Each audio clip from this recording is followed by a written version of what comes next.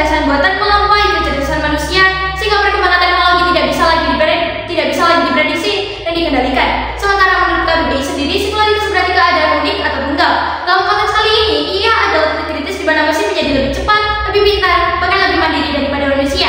Yang kedua, kecerdasan buatan artificial intelligence atau AI. Menurut Russell dan Rovick tahun 2016, AI adalah sistem yang dirancang untuk meniru kemampuan kognitif manusia seperti belajar, menalar, serta memecahkan suatu masalah. Namun berbeda dengan manusia, AI tidak memiliki kesadaran, emosi, dan nilai moral. Yang ketiga adalah implementasi dari emosi kali ini. Jika kita mendukung singularitas, artinya kita siap menerima sebuah dunia di mana manusia kehilangan kendali mereka. Mesin super cerdas akan berpikir, mencipta, dan mengambil keputusan besar tanpa bisa dicegah oleh manusia. Pertanyaannya, apakah kondisi semacam ini benar-benar layak untuk didukung oleh Direktur Ahmad? Saya dari tim kontra tegas menjawab tidak. Di sini saya memiliki beberapa poin yang melandasi saya sebagai tim kontra. Yang pertama, singularitas mengancam kendali manusia. Bayangkan sebuah sistem yang bisa memperbaiki dirinya sendiri tanpa batas. Inilah konsep dari recursive self-improvement. Begitu AI melampaui kecerdasan manusia, kecepatannya berkembang lagi bukan seperti linear, tetapi seperti eksponensial. Data dari Stanford AI Index Report tahun 2023 juga menunjukkan bahwa kemampuan AI dalam memahami bahasa alami meningkat 500 kali lipat hanya dalam 5 tahun terakhir ini. Itu baru AI level awal. Bayangkan kecepatannya saat singularitas terjadi. Contoh nyatanya, hari ini kita saja sudah kewalahan menghadapi deepfake video, manipulasi wajah dan suara yang biasanya dipakai untuk propaganda politik dan penipuan. Itu baru AI mainan. Bagaimana jika AI kelak bisa menciptakan strategi politik, ekonomi, bahkan peperangan yang manusia sendiri tidak bisa lagi pahami? Poin kedua adalah singularitas memperparah kesenjangan sosial dan ekonomi. Teknologi selalu menghadirkan jurang baru antara yang bisa mengakses dan yang tertinggal. Data dari WIF tahun 2023 memprediksi otomatisasi bisa menghapus 85 juta pekerjaan meskipun membuka 97 juta pekerjaan baru.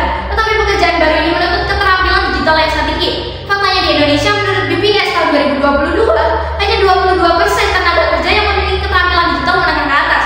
Artinya mayoritas pekerja beresiko tersingkir bila singularitas benar-benar terjadi. Sejarah juga membuktikan bahwa revolusi industri abad ke-18 melahirkan kapitalisme ekstrim dan kesenjangan sosial yang baru mereda setelah ratusan tahun. Dengan singularitas ini, jurang itu bisa jadi lebih cepat dan lebih dalam. Yang ketiga adalah risiko keamanan global. AI super cerdas bisa menjadi senjata paling berbahaya dalam sejarah ini. Faktanya, Pentagon sudah menguji drone otonom yang bisa menyerang tanpa operator manusia. Bahkan PBB tahun 2021 melaporkan kasus di Libya ketika drone AI menyerang target tanpa perintah eksplisit dari manusia.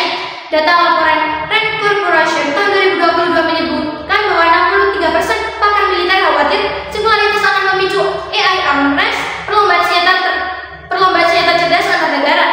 Bayangkan jika nuklir saja bisa mengancam umat manusia, bagaimana jika ada otak mesin yang bisa merancang senjata dan strategi perang sendiri tanpa batasan moral?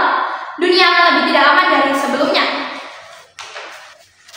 Poin keempat adalah kehilangan nilai kemanusiaan. Teknologi seharusnya menjadi alat manusia, bukan sebaliknya. Tetapi dalam singularitas ini, manusia bisa berubah menjadi subjek kecil dalam dunia yang dikendalikan oleh mesin.